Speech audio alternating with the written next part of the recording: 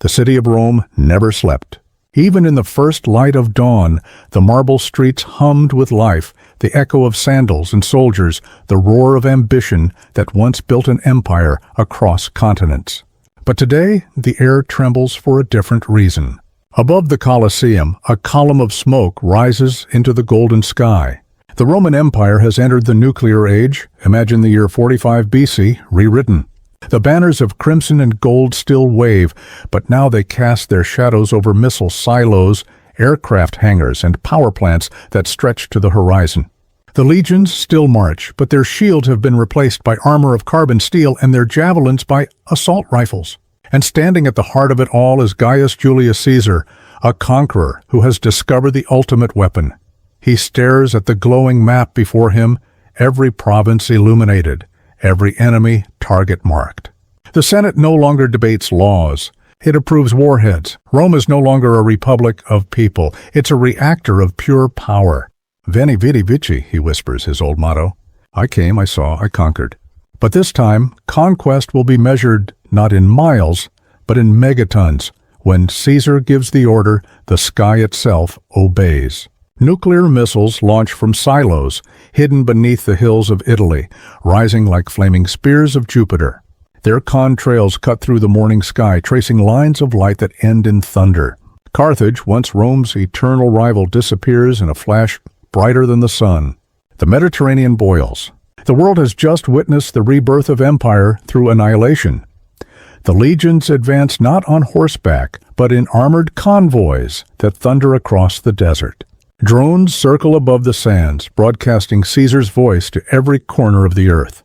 Rome was built to rule forever, he declares, his words echoing through satellites and screens. The people of the conquered nations kneel, not before swords, but before radiation warnings and the promise of survival under Roman rule. Soon, resistance forms in the north. The Germanic tribes unite, their forests now hiding nuclear bunkers. The Romans respond with tactical strikes, precision fire from the heavens. The forests turn to glass. The rivers glow in the night. The empire expands unstoppable, devouring Europe like wildfire. Caesar's generals warn of fallout, but he calls it purification.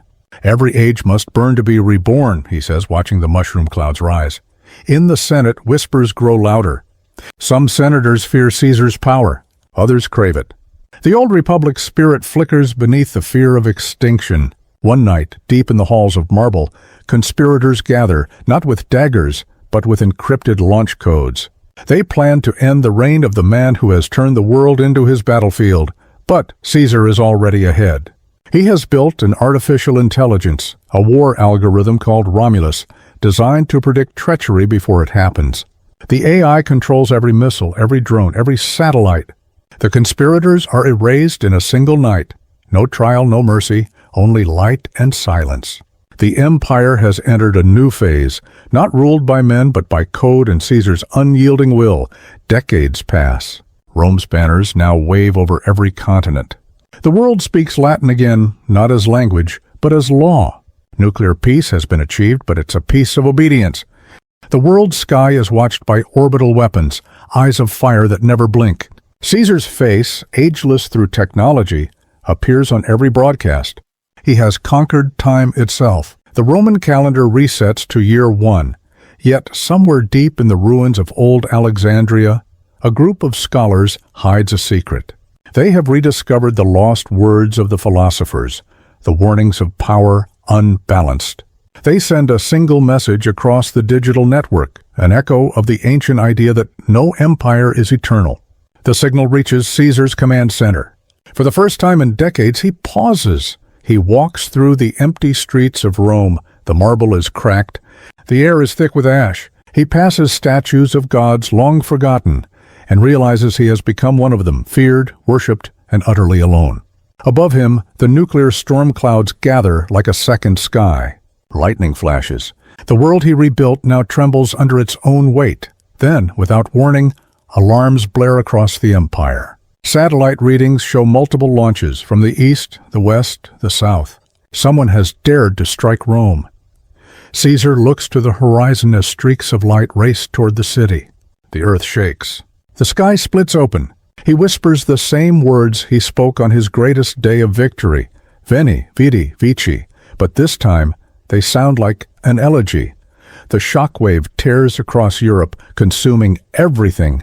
The map that once glowed with Roman red fades to gray. The empire collapses in silence. Only the machines remain, orbiting above a dead world, transmitting one final message in a language few remember, Roma Eternum, Rome Eternal. Centuries later, when humanity rises again from the ashes, archaeologists dig beneath the ruins of what was once Italy. They find the remains of launch silos, power cores, and a single statue of Caesar, his hand raised as if still giving the command to fire. Around him, the earth glows faintly, radioactive, eternal. The empire that sought immortality achieved it, but not in the way it dreamed. In the end, the Roman Empire didn't fall to barbarians or betrayal. It fell to its own perfection, to the belief that control could outlast chaos. And as long as that idea survives, Rome will rise again, in every age that forgets the cost of power. If this vision of history reborn captured your imagination, subscribe for more reimagined worlds where ancient empires rise again with modern firepower, and legends of the past collide with the technology of tomorrow. Because history never dies. It simply evolves.